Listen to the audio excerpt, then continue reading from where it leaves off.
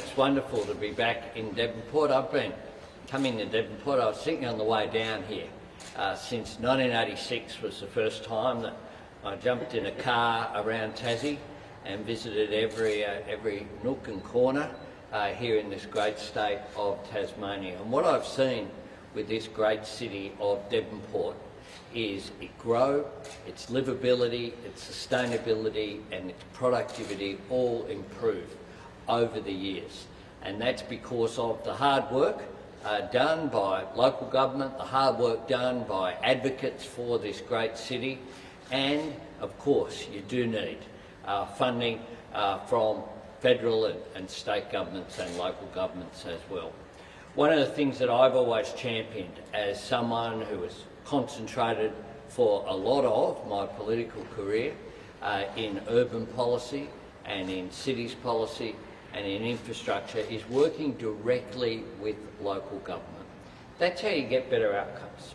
That's how you make decisions that are based upon local input rather than bureaucrats in Canberra. And there's nowhere better than that than here in Devonport, where the transformation of the riverfront here has been quite extraordinary and make this such an attractive place to live in, but importantly as well for its economy, an attractive place to visit.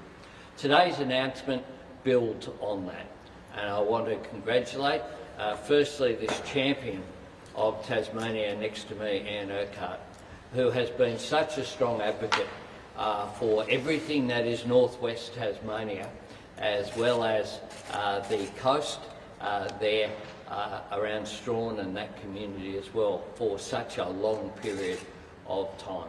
And I visited here on many times, and every time we have something positive to say about this community. So to you, Anne, I'm absolutely delighted that you are the Labor candidate for Braddon.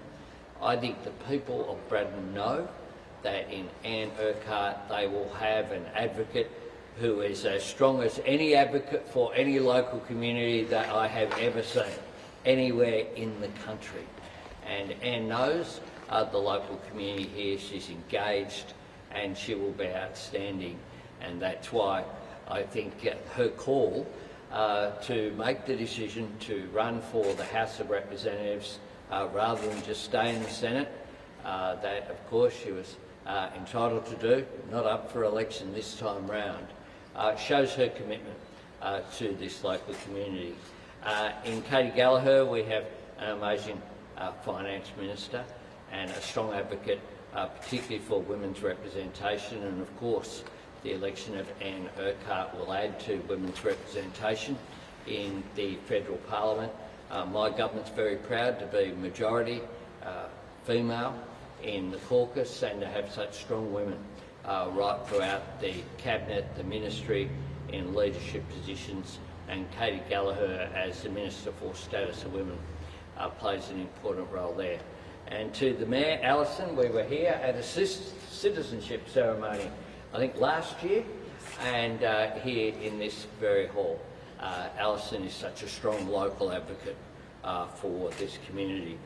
Today we have important announcements. We have, as well as Minister Gallagher and myself, we have Tony Burks in Lonnie today announcing increased funding for the theatre. Catherine King is on Flinders Island announcing the upgrade of the airport at Flinders Island. And here today we're announcing funding for the next stage of city development here in Devonport, as well as important community funding for health in Circular Head.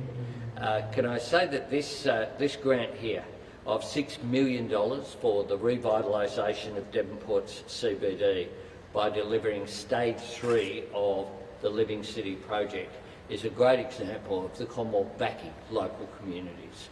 This has been developed from the ground up, not something that's been developed in Canberra, something that Canberra is supporting, and that's the appropriate way that local community-based infrastructure should be funded. This will take this city to the next level, and it's important that we're able to give this support. In addition to that, we have over $600,000 to construct the Circular Head Community Health and Wellbeing Hub in Smithton. that will be important funding to provide that community infrastructure, to provide that health services for not-for-profit, community-based health there in that community, and will make an enormous difference. While I have you, I will speak about as well the announcement that we've made this week to finish the National Broadband Network. Labor started the NBN and we're finishing the NBN. Good quality access to broadband is one way that we overcome the tyranny of distance in this great nation of Australia that has a relatively small population spread across a vast country on both the North Island and here on the South Island, here in Tasmania. The NBN was never just about downloading videos or movies like the former PM Tony Abbott thought. It's about health services and telehealth provision. It's about education services for students and for all who want to engage in learning. It's about small business and large business being able to access markets regardless of where they are, and about markets in Smithton or Ulverston or Burnie or Devonport, local businesses having the same access to markets as Collins Street, Melbourne or George Street, Sydney. That is why the NBN is so important, and that's why every Australian should have access to the NBN. Now, when I was the Communications Minister, back more than a decade ago, we were rolling out fibre to every home that was possible, was our objective. The incoming government made that cut, said it would cost $29 billion to roll out copper. We know that funding actually cost $58 billion, so it was a $29 billion blowout in order to deliver a second-rate copper service. We want to make sure, as at the time we said we should do it right, do it once and do it with fibre, that is what we're going to ensure. As a result of our changes, across Braddon 10,000 more homes and businesses will be connected to high-speed broadband. That includes in Wynyard an additional almost 3,000 premises, East Devonport more than 2,000 premises, Queenstown an additional 1,400 premises. That's what real government and real action looks like, making sure we deliver for Australians wherever they live.